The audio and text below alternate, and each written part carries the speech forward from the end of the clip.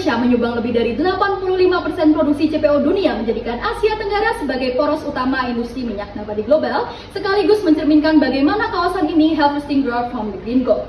Saya Arta Firul Muna dan rekan saya Muhammad Izzata Putra Winandar serta Jujung Rahardian Tunggal, kami dari tim Arjuna Oilfields dengan bangga mewakili Universitas Negeri Semarang di bawah bimbingan Ibu Siti Ridhoa SEMM GMT. Kami merekomendasikan buy atas saham PT Tunas Baru Lampung Tbk dengan potensial upside sebesar 23% atau target price sebesar Rp1.076 selama 12 bulan ke depan. Setiap tahun konsumsi CPO dunia mencapai lebih dari 80 juta ton, di mana Indonesia menjadi produsen CPO terbesar di dunia dengan keunggulan iklim dan luas lahan perkebunan. Dengan permintaan global yang terus meningkat, siapakah pemain lokal yang siap menangkap peluang besar ini? PT Tunas Baru Lampung Tbk merupakan raksasa agribisnis terintegrasi dengan kekuatan di sektor gula dan kelapa sawit. Dengan dukungan lahan seluas 83.000 hektar sawit dan 14.000 hektar tebu tertanam, TBLA mengelola rantai pasok secara terintegrasi. Pada tahun 2024, segmen gula memberikan kontribusi terbesar mencapai 39% dari total pendapatan. Dengan produk unggulan Rose Brand mendorong penjualan naik 13,6% dan laba bersih tumbuh 14,5%. Didukung oleh 23 kantor pemasaran dan 48.000 titik distribusi, TBLA mencatat penjualan domestik sebesar 94%. Masyarakat dengan kepemilikan saham mencapai 40%, mencerminkan kepercayaan investor terhadap masa depan perusahaan yang terus bertumbuh. Meskipun pertumbuhan ekonomi global diproyeksikan melambat ke angka 3,9 CAGR hingga 2029, kenaikan indeks harga pangan sebesar 4,6% CAGR memberikan sinyal kuat bahwa pasar komoditas termasuk CPO tetap resilient. Ketegangan geopolitik memang sempat mendorong harga minyak mentah ke angka $77 per barel, tapi pasar tetap rasional dan harga diprediksi stabil di kisaran $68 pada 2026. Di sisi lain, harga CPO tetap solid di atas Rp4.000 per ton, memperlihatkan fondasi permintaan global yang cukup kuat. Di tengah situasi global tersebut, fundamental ekonomi Indonesia justru tampil tangguh dengan proyeksi GDP nasional tumbuh hingga 6,3% CAGR dan inflasi yang terkendali di angka 1,8%. Indonesia menjadi landasan yang kokoh bagi industri sawit untuk terus berkembang. Namun, regulasi ekspor seperti kewajiban bebas deforestasi dan geolokasi jadi tantangan baru. Namun, justru ini menjadi peluang bagi produsen dengan sertifikasi dan traceability yang kuat. Melalui informasi singkat ini, kami merekomendasikan buy terhadap TBLA dengan potensial upside di angka 23% atau Rp1.076 berdasarkan 3 katalis utama yang akan kami bahas tuntas pada presentasi kali ini. Mari kita bahas katalis pertama, menangkap pergeseran permintaan global.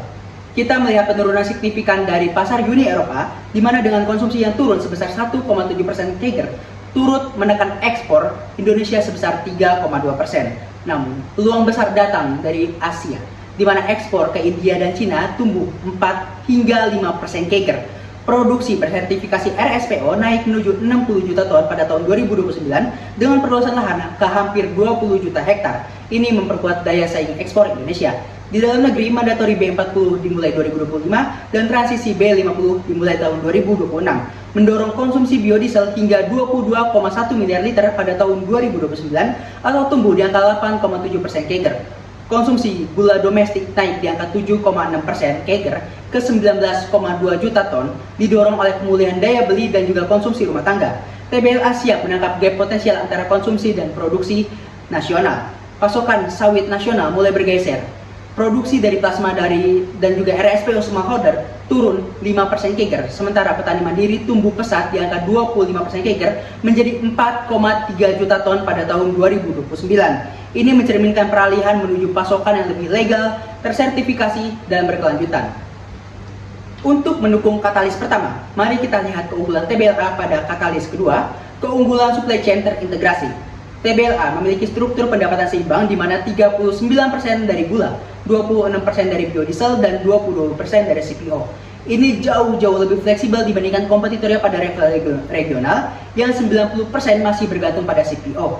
TBLA juga unggul dalam aspek keberlanjutan dengan inisiatif seperti methane capture, biomasa, dan kompos TKKS. Sertifikasi lengkap membuat TBLA lebih siap menghadapi regulasi UDR. Ini menjadi nilai tambah penting di mata investor berbasis ESG. TBLA juga unggul dari sisi pasokan, di mana dengan 85% TBS berasal dari kebun inti. TBLA lebih efisien, legal, dan stabil, unggul dibandingkan kompetitornya yang lebih bergantung pada plasma dan rentan disrupsi regulasi. Mari kita bahas sisi keuangan TBLA dengan katalis ketiga, perkuat finansial dari hulu ke hilir. Pada top line pendapatan, TBLA diprognoskan akan bertumbuh organik hingga angka 20,2 triliun pada tahun 2029 dan CAGR 5 tahun sebesar 2,3% ditopang oleh penguatan capex hingga 1,5 sampai dengan 2 triliun atau 8% dari total pendapatan. Selanjutnya, tidak lepas dari asumsi ASP dan juga volume penjualan yang diestimasikan akan mampu bertumbuh konservatif dengan CAGR 5 tahun 1,2 dengan sampai 1,6%, utamanya segmen gula dengan ASP hingga 16.000 per kilogram serta volume penjualan menyentuh 494.000 kg pada tahun 2029. TBLA menekan OPEX yaitu dengan pengelolaan efisien pada kapasitas produksi serta aset perkebunan diestimasikan akan berkontribusi hingga 16,43 triliun pada tahun 2029 dengan CAGR 2,1% yang terjaga dan berkontribusi terhadap cost of revenue stabil di angka 95%. Dengan kombinasi dua komponen tersebut, profitabilitas EBIT margin akan bertumbuh hingga 18,7% dan laba bersih 871 miliar pada tahun 2029. Ditopang penguatan harga acuan CPO dan gula memperbesar gap margin. Adapun terbaru data menunjukkan bahwa laba bersih naik fantastis pada one half 2025 mencapai 446 miliar atau naik 48% year-on-year, mencapai di luar ekspektasi atau setara dengan 62% estimasi konsensus pada tahun 2025. Dan pada sisi likuiditas, current ratio dan cash ratio akan tumbuh stabil hingga 1,64 dan juga 0,4 kali dalam 5 tahun ke depan, serta solvabilitas akan mampu ditekan pada tingkat 1,62 dan 0,62 kali pada tahun 2029 ditopang oleh pengelolaan operasional perusahaan yang optimal. Pada sisi valuasi, kami menggunakan key driver assumption yang berdasarkan pada pendapatan, ASP CPO, ASP biodiesel, ASP gula, serta beban pokok penjualan yang berdasarkan pada skema base, normal, dan bull skenario untuk melihat perubahan rekomendasi target. Adapun kami menggunakan DCF SFF dengan beban 70% yang berdasarkan kalkulasi cost of equity sebesar 8,1% dan cost of debt sebesar 7,67%. Daripada hasil BANC sebesar 7,37% dan kami juga menggunakan terminal growth besar asumsi pertumbuhan di Indonesia sebesar 2,57%. Dengan hal tersebut mendapatkan intrinsic value sebesar Rp1.089 atau potensial akan sebesar 25%. Daripada base valuation dan nomor 30%, kami dengan TBLA dengan perusahaan sejenis di industri yang sama. Adapun jika dibilang peers-nya masih relatif terdiskon dengan target sebesar Rp1.047 atau potensial akan sebesar 20%. Dan daripada sisi PE dan EBITDA yang masih di bawah rata-rata industrinya sebesar 11,5 kali dan juga 8,41 kali. Pada sensitivity analysis dengan komponen BACC dan juga SDG serta Monte Carlo simulation dengan 10.000 kali percobaan, bahkan pada sisi worst case scenario masih dalam rekomendasi buy. Dilengkapi simulasi geometrik Brownian motion dengan 5.000 kali percobaan untuk pembersihan TBLA 300 trading day. Hasil simulasi tersebut menunjukkan terdapat 1.427 kemungkinan TBLA mencapai target price yang telah kami tentukan. TBLA menghadapi 4 risiko utama. Yang pertama, fluktuasi harga energi dan komoditas saingan berpotensi dapat menekan EBITDA hingga 2%. Proteksionisme global seperti WTR beresiko menurunkan pendapatan hingga 0,8%. Ketergantungan industri pada petani plasma berpotensi menaikkan COGS hingga 1% dan tekanan kompetisi dapat menurunkan revenue hingga 2%. Namun, TBLA telah merespon hal ini lewat diversifikasi produk hilir, percepatan sertifikasi, dan ekspansi pasar ke Asia hingga Afrika, kemitraan berbasis traceability hingga adopsi sertifikasi berstandar global. Pada tahun 2024, TBLA berhasil memproduksi energi listrik sebesar 7 juta kWh dari biogas dan menghasilkan 83.000 ton kompos sebagai upaya pengelolaan limbah ramah lingkungan. Pada aspek sosial, TBLA telah mengalokasikan 3,6 miliar untuk program tanggung jawab sosial serta mendukung petani lokal dengan membeli 391.000 ton TBS. Sementara itu, TBLA terus memperkuat kapasitas internal dengan memiliki 3.404 karyawan, meningkat 20% dibandingkan tahun sebelumnya.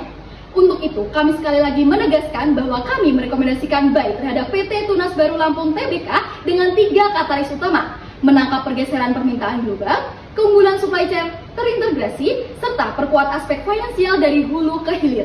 Pada potensial upside sebesar 23% atau target price sebesar Rp1.076 karena TBLA Harvesting Growth from the Green Gold. Oleh kami Arjuna of Wales, Making a Wave.